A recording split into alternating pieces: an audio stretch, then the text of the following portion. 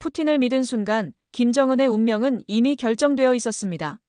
러시아에 포탄을 퍼주며 꿈꾼 기술의 나라, 그 결과는 처참했습니다. 루블화만 잔뜩 들고 달러는 한 푼도 못 받았죠. 노동당 창건 이래 외친 인민 66번의 구호. 그러나 인민의 삶은 나아지지 않았습니다. 반면 푸틴의 눈은 점점 한국을 향하기 시작했습니다.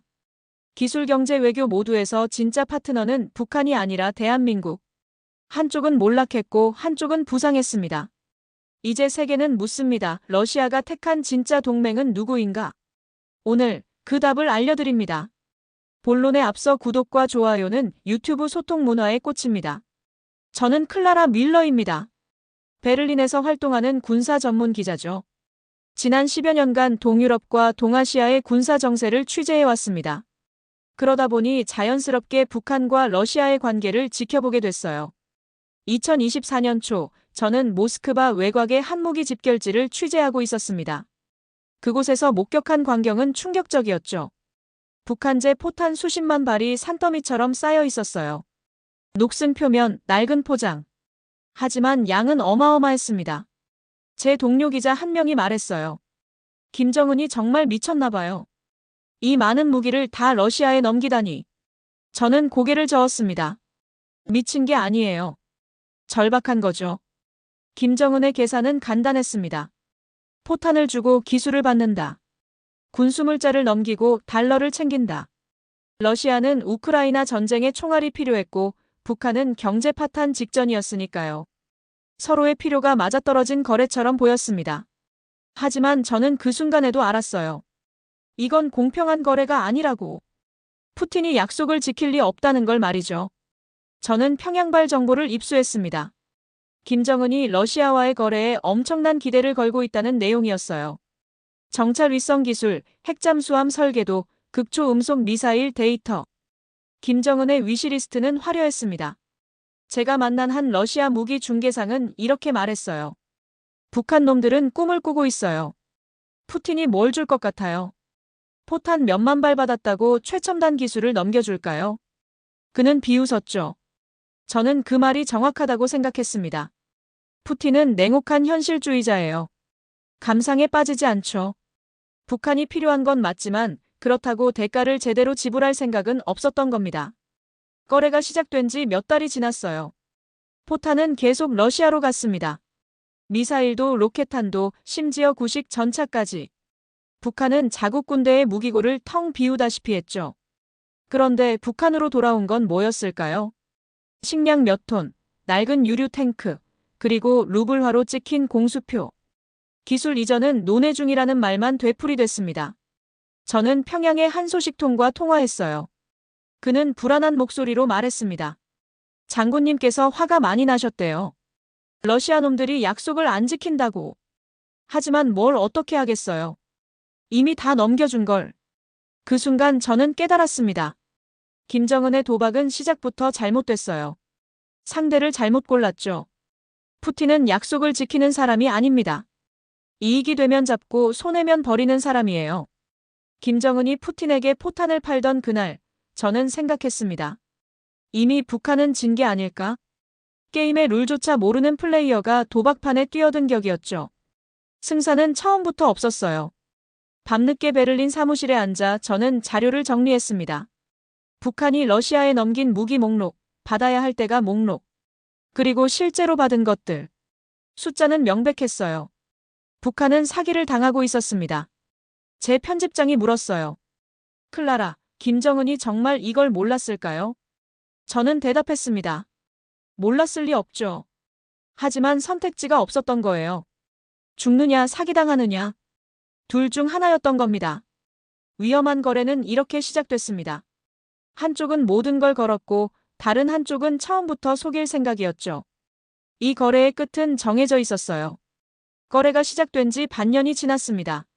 저는 블라디보스토크 근처 군수품 집화장을 취재하고 있었어요. 북한산 무기들이 매일같이 열차로 도착했죠. 한 러시아군 관계자가 제게 말했습니다.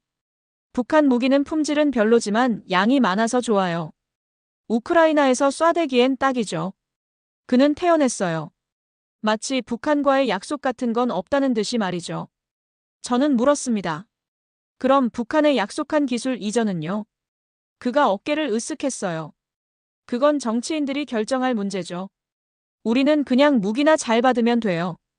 그 순간 저는 확신했습니다. 러시아는 처음부터 줄 생각이 없었어요. 북한을 그저 급한 불을 끄는 소화기 정도로 본 거죠. 평양에서는 분위기가 달라지고 있었습니다. 제가 입수한 내부 문건에 따르면 김정은이 여러 차례 러시아 측에 항의했다고 해요. 약속한 기술 자료는 언제 주느냐고. 대금 결제는 왜 루블화로만 하느냐고. 러시아의 답변은 한결같았습니다. 조금만 기다려달라. 곧 처리하겠다. 하지만 시간만 흘렀죠. 북한의 무기고는 계속 비어갔고 러시아의 약속은 공허한 메아리로만 남았습니다. 저는 모스크바의 한 국방 전문가를 만났어요. 그는 솔직하게 말했습니다. 푸틴은 북한을 동맹으로 보지 않아요. 그냥 쓸모있는 공급처일 뿐이죠. 기술을 넘겨줄 이유가 없어요. 왜냐고 물었더니 그가 설명했어요. 첫째, 북한에 고급 기술을 주면 서방의 제재가 더 심해져요. 둘째, 북한은 신뢰할 수 없어요. 기술을 받으면 중국에 팔아넘길 수도 있죠.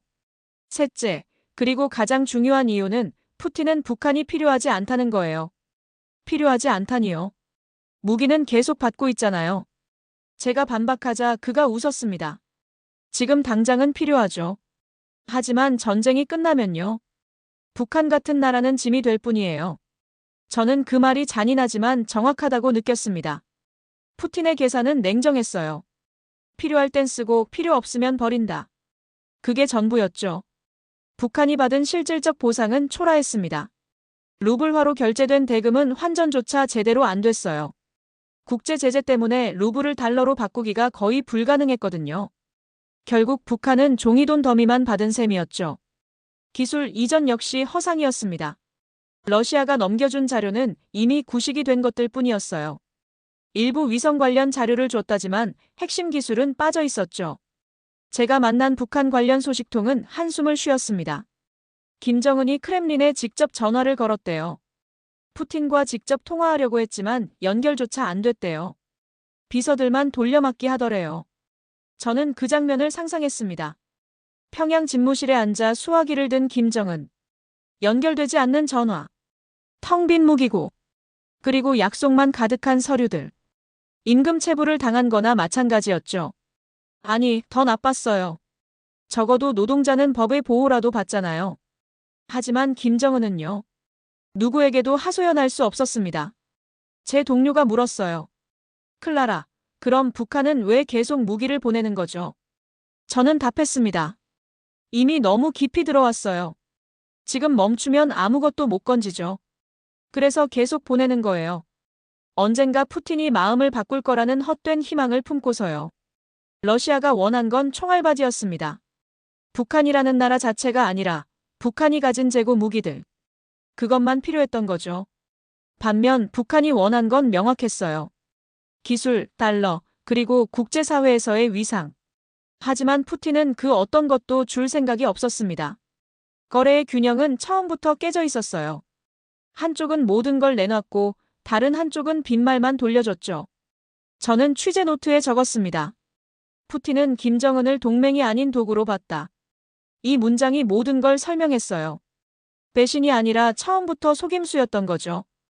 2025년 10월, 저는 평양에서 중계되는 노동당 창건 80주년 기념식을 지켜봤습니다. 베를린 시각으로는 새벽이었지만 잠을 잘 수가 없었어요. 김정은이 연단에 올랐습니다. 검은 인민복, 굳은 표정. 그의 목소리가 광장을 가득 채웠죠. 인민, 인민, 인민. 같은 단어가 계속 반복됐어요. 저는 메모를 하며 세기 시작했습니다. 인민이라는 단어가 몇 번이나 나오는지 궁금했거든요. 10번, 20번, 30번. 숫자는 계속 올라갔어요. 연설이 끝났을 때 저는 깜짝 놀랐습니다. 66번. 김정은은 인민이라는 단어를 무려 66번이나 외쳤던 거예요. 하지만 내용은요. 저는 다시 연설문을 읽어봤습니다. 경제계획은 없었어요. 구체적인 개혁안도 산업청사진도 민생대책도 없었죠. 그저 자력갱생, 자립경제, 우리식 사회주의라는 익숙한 구호만 있을 뿐이었습니다. 제 평양 소식통이 전해준 말이 떠올랐어요. 사람들이 연설을 듣고 실망했대요. 구체적인 게 하나도 없다고. 배급이 늘어나는 것도 아니고 공장이 돌아가는 것도 아닌데 인민 타령만 하니까요. 저는 그 말이 이해됐습니다. 인민을 66번 외친다고 인민의 삶이 나아지는 건 아니니까요. 오히려 그렇게 많이 외칠수록 현실과의 괴리가 더 크게 느껴졌을 거예요. 한 탈북민을 인터뷰했습니다. 그는 씁쓸하게 웃었어요. 저도 북에 있을 때 그런 연설 수없이 들었어요. 인민을 위한다면서 정작 인민은 굶었죠. 말이 많을수록 실속은 없었어요. 저는 그의 말에 고개를 끄덕였습니다. 김정은의 연설은 정치적 수사였을 뿐이에요. 실질적인 비전은 없었죠. 연설 속 김정은은 자신만만해 보였습니다. 하지만 저는 그의 눈빛에서 불안을 읽었어요. 러시아와의 거래는 실패했고 경제는 바닥을 쳤고 인민의 불만은 커지고 있었죠. 그 모든 걸 그도 알고 있었을 거예요. 그래서 더 크게 외쳤던 게 아닐까요? 인민, 인민, 인민. 목소리를 높이면 현실을 덮을 수 있다고 믿었던 걸까요? 저는 북한 내부 정보를 더 수집했습니다. 식량 사정은 최악이었어요. 배급은 몇 달째 끊겼고 장마당 물가는 천정부지로 치솟았죠. 사람들은 풀뿌리를 캐서 연명했습니다. 한 소식통이 전한 말이 가슴을 찔렀어요. 장군님이 인민을 걱정한다는데 정작 인민은 장군님 걱정할 여유도 없어요. 오늘 뭘 먹을지가 더 급하니까요. 자력갱생이라는 구호도 이제는 통하지 않았습니다. 70년 넘게 같은 말만 되풀이했거든요. 사람들은 지쳤어요. 더 이상 구호에 희망을 걸지 않았죠. 저는 연설문을 다시 한번 분석했습니다. 미래에 대한 비전이 정말 단 한 줄도 없었어요. 10년 후 북한은 어떤 나라가 될 것인가? 어떤 산업을 키울 것인가? 인민의 삶은 어떻게 나아질 것인가? 그 어떤 답도 없었습니다. 제 편집장이 물었어요. 클라라, 김정은은 정말 답이 없는 걸까요? 아니면 일부러 숨기는 걸까요?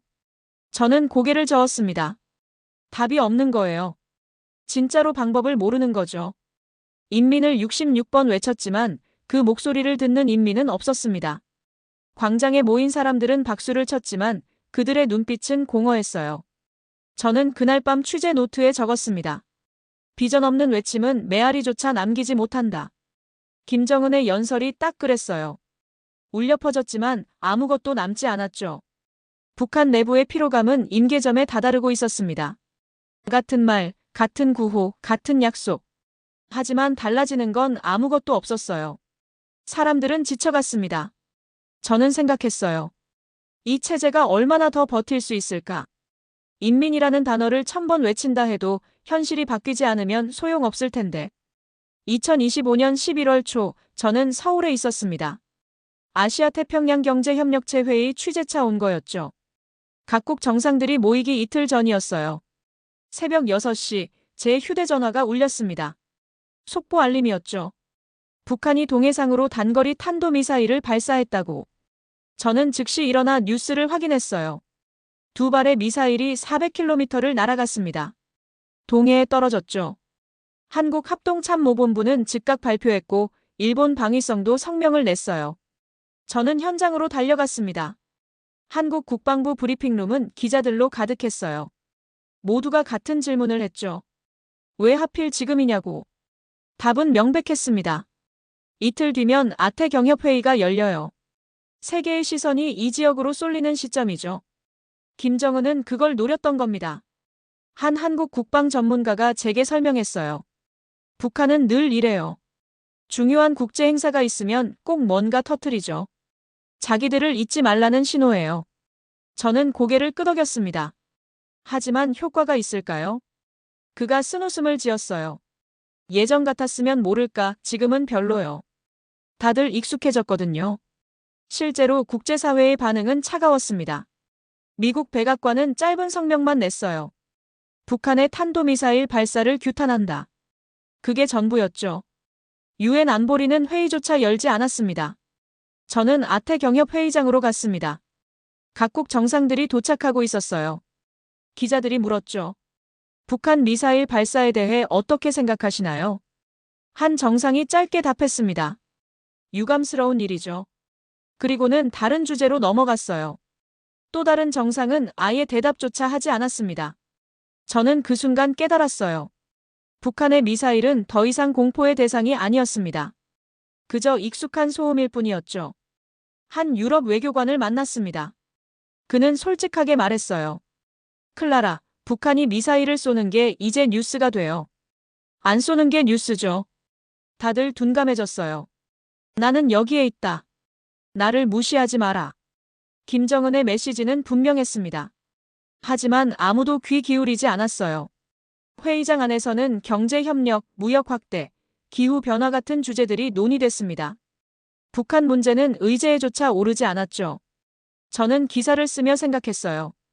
김정은의 몸부림이 이렇게 공허할 줄이야. 미사일을 쏘아 올렸지만 세상은 그냥 지나쳐갔어요. 한 일본 기자와 이야기를 나눴습니다. 그가 말했어요. 10년 전만 해도 북한이 미사일 쏘면 난리였어요. 지금은요? 그냥 일상이 됐죠. 저는 동의했습니다. 과거에는 공포였던 게 이제는 관심 유도용 불꽃놀이가 된 거예요. 위협의 가치가 폭락한 셈이죠. 북한은 계속 발사를 이어갔습니다. 회의 기간 내내 두세 차례 더 쐈어요. 하지만 반응은 마찬가지였죠. 형식적인 규탄 성명, 그리고 침묵. 저는 평양의 분위기가 궁금했습니다. 소식통에게 물었어요. 북한 내부에서는 이걸 성공으로 보나요? 그가 답했습니다. 선전 매체에서는 대성공이라고 떠들어대요. 하지만 실무자들은 알죠. 아무도 신경 안 쓴다는 걸. 김정은의 전략은 실패했습니다. 존재감을 과시하려 했지만 오히려 무력함만 드러났어요. 세계는 이미 북한을 넘어서 있었죠. 저는 서울을 떠나며 생각했습니다. 미사일 발사는 이제 김정은의 무기가 아니에요. 오히려 그의 약점을 보여주는 신호였죠. 다른 방법이 없다는 걸 스스로 증명하는 셈이었어요. 회의가 끝나고 각국 정상들은 떠났습니다. 북한 얘기는 단 한 번도 공식 의제로 다뤄지지 않았어요. 김정은의 외침은 허공에 흩어졌습니다. 저는 기사 제목을 정했어요. 들리지 않는 절규. 그게 북한 미사일의 진짜 의미였으니까요. 모스크바로 돌아온 저는 흥미로운 정보를 입수했습니다. 러시아 외무부 내부 문건이었는데 한국과의 경제 협력 확대 방안이 담겨 있었어요. 처음엔 믿기지 않았습니다.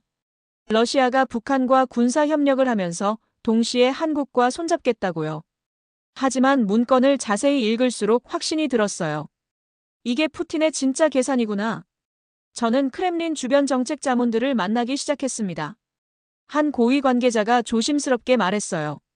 북한은 단기적 필요일 뿐이에요. 장기적으로는 한국이죠. 왜 그렇게 생각하냐고 물었더니 그가 설명했습니다. 경제력을 보세요. 한국 경제 규모는 북한의 50배가 넘어요. 기술도 마찬가지죠. 반도체, 조선, 자동차. 한국은 우리에게 실질적 이익을 줄 수 있어요. 저는 숫자를 확인했습니다. 러시아와 한국의 교역액은 연간 200억 달러 수준이었어요. 반면 북한과는 1억 달러도 안 됐죠. 비교 자체가 무의미했습니다. 한 러시아 경제 전문가를 인터뷰했어요. 그는 단도직입적으로 말했습니다. 푸틴은 감정으로 움직이는 사람이 아니에요. 이익으로 움직이죠. 북한과의 관계는 전술적이고 한국과의 관계는 전략적이에요. 저는 그 말의 무게를 느꼈습니다. 북한은 지금 당장 필요한 무기 공급처일 뿐이에요. 전쟁이 끝나면 버려질 운명이죠. 반면 한국은 장기적 파트너가 될 수 있었습니다. 문화 교류도 중요한 요소였어요. 모스크바 거리를 걸으면 한국 문화가 넘쳐났습니다. K-팝, 한국 드라마, 한국 음식. 젊은이들은 한국에 열광했죠. 한 러시아 대학생에게 물었습니다. 북한과 한국 중 어디에 더 관심이 있냐고. 그가 웃으며 답했어요. 당연히 한국이죠. 북한은 뭐가 있어요? 폐쇄된 나라잖아요. 저는 푸틴의 계산을 재구성했습니다. 지금은 우크라이나 전쟁 때문에 북한이 필요해요. 포탄도 필요하고 서방에 대한 견제용으로도 쓸모 있죠. 하지만 전쟁이 끝나면요. 러시아는 경제 재건에 나서야 해요. 그때 필요한 건 기술과 자본이죠. 그걸 줄 수 있는 건 북한이 아니라 한국입니다. 한 러시아 외교관이 제게 털어놨어요. 우리 내부에서도 논의가 있어요. 북한 카드를 언제까지 쥐고 있을 것인가. 한국과의 관계 회복은 언제 시작할 것인가? 저는 물었습니다. 그럼 북한을 버리겠다는 건가요? 그가 조심스럽게 답했어요. 버린다기보다는 우선순위를 조정하는 거죠. 한국이 더 중요해지는 시점이 올 겁니다. 러시아 기업들도 같은 생각이었어요. 저는 여러 재벌 기업 관계자들을 만났습니다. 그들은 한국 기업과의 협력을 원했죠. 기술 이전, 합작 투자, 무역 확대. 한 재벌 총수가 말했어요. 북한과는 사업이 안 돼요. 돈도 없고 인프라도 없고 신뢰도 없죠. 한국은 달라요. 제대로 된 파트너예요. 저는 그제야 깨달았습니다. 북한은 이미 버려진 거나 마찬가지였어요. 러시아의 눈은 한국을 향하고 있었죠. 푸틴의 선택지는 명확했습니다. 단기적으로는 북한을 이용하고 장기적으로는 한국을 선택한다. 북한은 소모품이고 한국은 자산이었어요. 저는 김정은의 입장을 상상했습니다. 모든 걸 걸고 러시아와 손잡았는데 정작 러시아는 이미 다른 상대를 보고 있었던 거예요. 배신감이 얼마나 컸을까요? 한북한 전문가가 제게 말했어요. 클라라, 김정은은 아마 모를 거예요. 푸틴이 이미 한국을 선택했다는 걸. 아니면 알면서도 인정하기 싫은 걸 수도 있죠. 러시아 언론도 변하고 있었습니다. 한국에 대한 긍정적 보도가 늘었어요. 반면 북한은 점점 언급이 줄어들었죠. 저는 취재 노트에 적었습니다. 푸틴의 선택은 이미 끝났다. 미래는 한국에 있다. 북한은 과거의 유물일 뿐이다. 그날 밤 저는 생각했어요. 김정은이 이 사실을 알게 되는 날이 올까? 자신이 믿었던 동맹이 이미 등을 돌렸다는 걸 깨닫는 순간이 올까?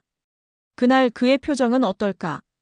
2025년 2월 평양에서 대규모 열병식이 열렸습니다. 저는 위성 중계로 그 장면을 지켜봤어요. 김일성 광장을 가득 메운 군인들, 그리고 거대한 미사일들. 김정은이 발표한 신형 무기가 화제였습니다. 화성 20형 대륙 간탄 도미사일이라고 했죠. 11개 차축의 거대한 발사 차량에 실려 나왔어요. 아나운서가 흥분된 목소리로 외쳤습니다. 우리 공화국의 최강 무기. 미제의 심장부를 타격할 수 있는 전략 무기. 광장에서는 환호가 터져 나왔죠. 저는 화면을 자세히 들여다봤습니다. 뭔가 이상했어요. 미사일이 너무 깨끗했거든요. 실전 배치된 무기라면 있어야 할 흔적들이 없었어요. 한 미국 미사일 전문가에게 영상을 보냈습니다. 그가 분석 결과를 보내왔어요. 모형일 가능성이 높습니다. 실제 작동하는 미사일이라는 증거가 없어요. 저는 더 파고들었습니다. 북한이 화성 20형을 시험 발사한 기록이 있나요? 없었어요. 개발 과정을 보여주는 자료는요? 역시 없었습니다. 한 군사 전문가가 설명했어요. 클라라, 이건 전시용이에요. 겉모습만 만든 거죠. 실제로 날아갈지는 아무도 몰라요. 극초음속 미사일도 마찬가지였습니다. 북한은 화성 16형을 극초음속 미사일이라고 주장했어요. 하지만 실제 시험에서는 제대로 된 성능을 보여주지 못했죠. 저는 시험 발사 영상을 분석했습니다. 미사일의 비행 궤적이 이상했어요.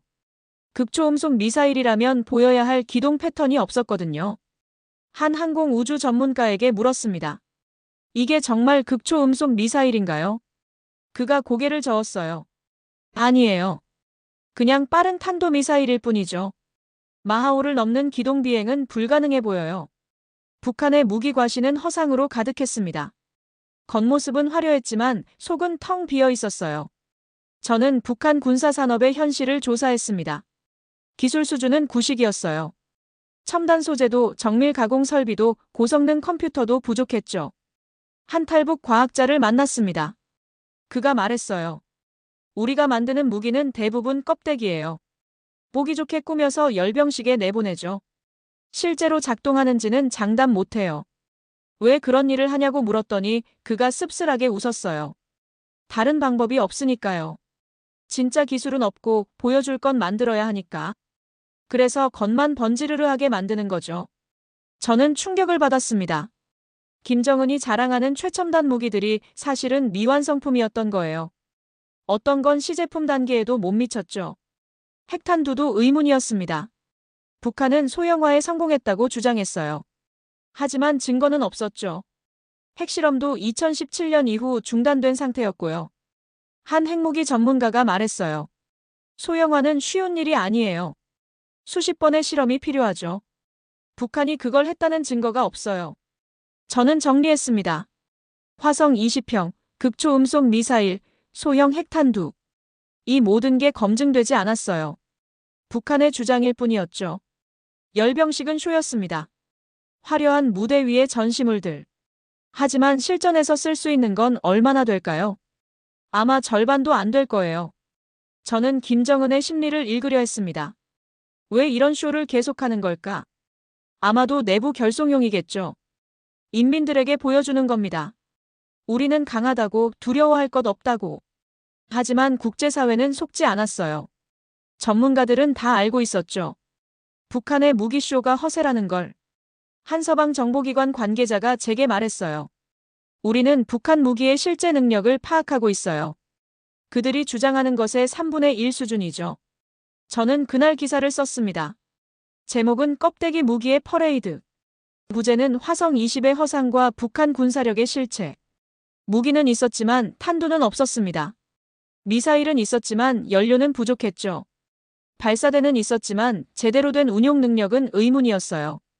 김정은의 무기쇼는 허세로 가득한 전시 무대였습니다. 그리고 세계는 그걸 알고 있었어요. 2025년 4월, 저는 충격적인 정보를 입수했습니다. 중국이 북한과의 거리두기를 시작했다는 거예요. 러시아에 이어 중국마저 등을 돌리기 시작한 거죠. 베이징의 한 외교 소식통이 제게 말했어요. 중국 지도부가 북한에 실망했대요. 도움은 계속 요구하면서 말은 안 듣는다고. 이제 부담만 되는 존재라는 인식이 커지고 있어요. 저는 그 말의 의미를 곱씹었습니다. 중국은 북한의 마지막 버팀목이었어요. 경제의 90% 이상을 중국에 의존했죠. 그 중국이 손을 떼기 시작한다면요. 숫자가 말해주고 있었습니다. 중국과 북한의 교역량이 감소하고 있었어요. 2023년에 비해 2025년은 20% 이상 줄었죠. 한 중국 무역상을 만났습니다. 그가 한숨을 쉬었어요. 북한과 장사하기 점점 어려워요.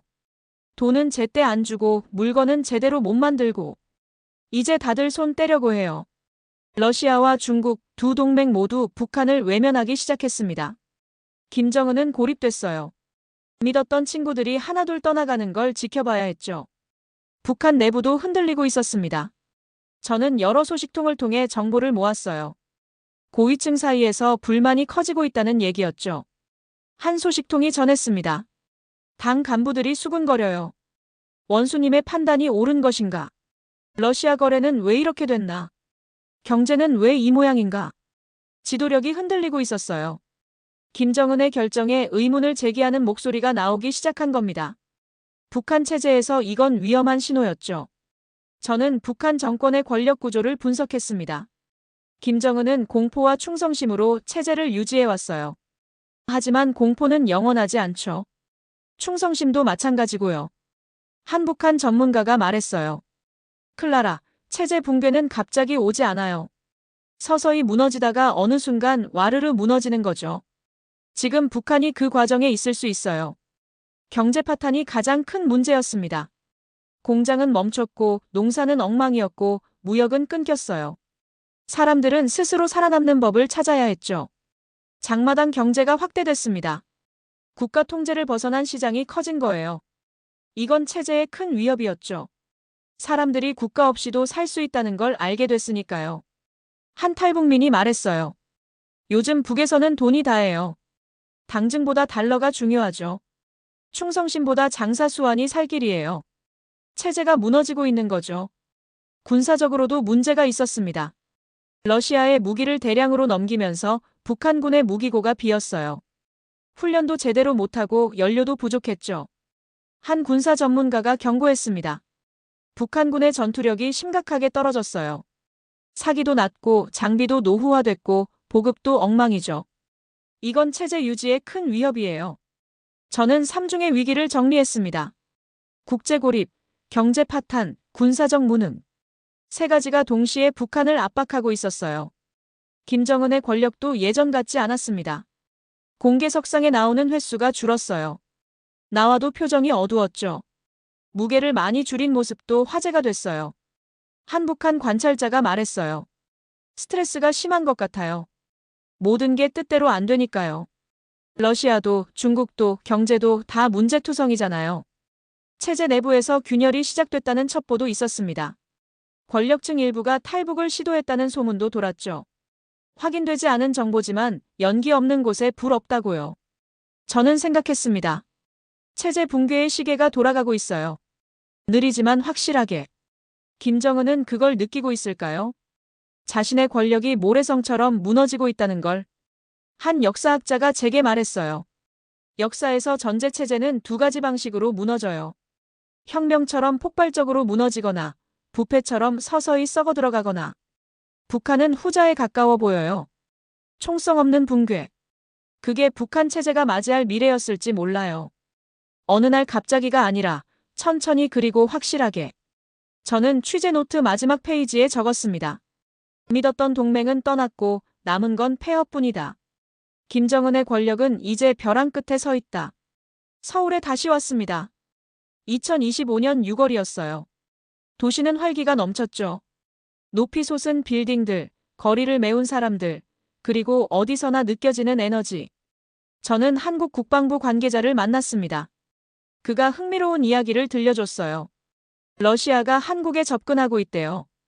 전쟁이 끝나면 경제 협력을 하자고요. 정말이냐고 물었더니 그가 고개를 끄덕였어요. 푸틴이 뭘 원하는지 아세요? 기술이에요. 반도체, 조선, 배터리. 우리가 가진 걸 원하죠.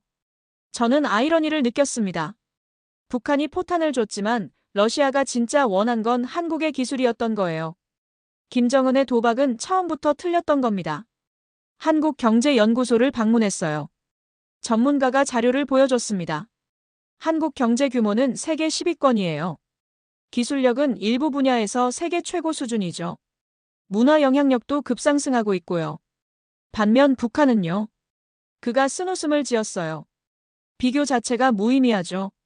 경제 규모는 한국의 50분의 1. 기술력은 수십 년 뒤처져 있고요. 저는 거리를 걸으며 생각했습니다. 같은 민족, 같은 언어, 같은 역사. 하지만 70년 만에 이렇게 달라졌어요. 한쪽은 세계를 이끄는 국가가 됐고 다른 한쪽은 고립된 채 무너지고 있었죠. 한국 외교부 관계자를 인터뷰했습니다. 그가 말했어요. 세계가 한국을 보는 시각이 바뀌었어요. 더 이상 도움이 필요한 나라가 아니라 함께 협력할 파트너로 보죠. K-팝 공연장에 갔습니다. 수만 명의 관객이 열광하고 있었어요. 한국인뿐 아니라 전 세계에서 온 팬들이었죠. 한국 문화의 힘이 느껴졌습니다. 한 외국인 팬에게 물었어요. 한국에 대해 어떻게 생각하냐고. 그가 눈을 빛내며 답했습니다. 한국은 멋져요. 음악도 영화도 기술도. 모든 게 혁신적이죠. 저는 깨달았습니다. 한국의 부상은 단순히 경제적 성공이 아니었어요. 문화, 기술, 외교. 모든 면에서 영향력을 키우고 있었죠. 반면 북한은요.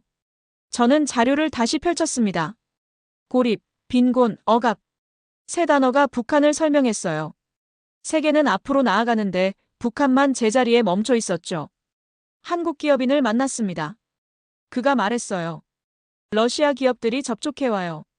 우크라이나 전쟁이 끝나면 재건 사업에 참여해달라고. 기술 협력도 하자고요. 이건 상징적이었습니다. 러시아가 북한의 포탄은 받았지만 미래는 한국과 함께 그리려 하는 거였죠. 김정은의 실패는 곧 한국의 기회였어요. 한 국제관계 전문가가 분석했습니다. 북한의 몰락은 경고예요. 냉정한 현실을 무시하면 어떻게 되는지 보여주는 사례죠. 2년만으로는 살아남을 수 없어요. 저는 한강을 바라보며 서 있었습니다. 강 너머로 불빛이 반짝였어요. 삼성, LG, 현대. 세계적 기업들의 본사가 즐비했죠. 같은 시각, 평양에서는 어둠이 내렸을 거예요. 전기도 부족하고 희망도 보이지 않는 도시. 대조가 선명했습니다. 저는 마지막 인터뷰이를 만났습니다. 한국 청년이었어요. 그가 말했어요. 우리 할아버지 세대는 가난했대요. 하지만 우리는 세계와 경쟁하고 있죠. 변화의 힘을 믿어요. 그 말이 모든 걸 설명했습니다. 한국은 변화를 받아들였어요. 세계와 소통하고 혁신하고 앞으로 나아갔죠. 반면 북한은 과거에 갇혔어요. 김정은의 도박은 실패로 끝났습니다. 러시아를 믿었지만 배신당했고 모든 걸 걸었지만 얻은 건 없었어요. 체제는 무너지고 있고 미래는 보이지 않았죠. 반면 한국은 부상하고 있었습니다. 경제력, 기술력, 문화력. 모든 면에서 세계의 인정을 받고 있었어요. 냉정한 현실 속에서 새로운 길을 만들어가고 있었죠. 저는 서울을 떠나며 마지막 기사를 썼습니다. 제목은 역전의 드라마, 한국의 승리와 북한의 몰락. 도박의 끝은 몰락이었습니다. 김정은은 모든 걸 잃었어요. 하지만 한국은 달랐죠. 현실을 직시하고 노력하고 성공했어요. 저는 베를린 사무실로 돌아왔습니다. 책상 위에 놓인 취재 노트를 펼쳤어요. 지난 몇 달간의 기록이 빼곡했죠. 마지막 페이지에 저는 한 문장을 적었습니다. 역사는 냉정하다. 현실을 무시한 자는 사라지고 현실을 받아들인 자는 앞으로 나아간다. 그게 북한과 한국의 이야기였습니다. 한쪽은 몰락의 길을, 다른 한쪽은 승리의 길을 걸었어요. 그리고 세계는 승자의 편에 섰죠. 저는 창밖을 바라봤습니다. 새로운 이야기가 시작되고 있었어요. 한국의 이야기, 그리고 변화하는 세계의 이야기. 저는 그걸 계속 지켜볼 겁니다. 군사 전문 기자 클라라 밀러로서 말이죠.